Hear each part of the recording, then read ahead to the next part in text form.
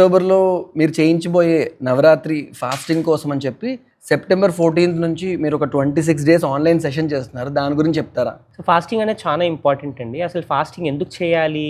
ఇప్పుడు చాలా మంది చేస్తున్నారు కానీ మిస్‌కన్సెప్షన్స్ చాలా ఉన్నాయి. సో ఆ లోపల పండ్లు ఎట్లా తినాలి? ఎందుకంటే పక్వమైన పండ్లు దొరకవు. సో అవన్నీ ముందు తెచ్చుకొని మక్కబెట్టుకోవడానికి ఒక టైం పడుతుంది. అంతేకాకుండా ఆ వాటర్ ప్రిపరేషన్స్‌కి మళ్ళా బయోసాల్ట్ నేర్పిస్తాం దాంట్లో. ఎందుకంటే ఫ్రూట్స్‌లో ఆ మినరల్స్ ఉండవు. సో ఆ బయోసాల్ట్ చేయడం వల్ల మనకు కొన్ని మినరల్స్ యాడ్ అవుతాయి. ఫ్రూట్స్ అబ్జార్ప్షన్ బావుంటుంది. అవన్నీ నేర్పించి మళ్ళా ట్రాన్సిషనింగ్ టైం అంటే ఒకటేసారి ఫ్రూట్స్ మీదకి జంప్ చేయలేము. సో ఆ ముందు 15 డేస్‌లో ట్రాన్సిషనింగ్ టైం అనమాట. అంటే కుక్డ్ ఫుడ్ నుంచి మెల్లగా ఎట్లా ట్రాన్సిషన్ కావాలి. ఆ మధ్యలో ఒక ఏకాదశి వస్తుంది. ఆ రోజు ప్రాక్టీస్ చేయిస్తాం. ఆహ్, ఎ ఎందుకు చేయాలి? సంకల్పం తీసుకోవాలి.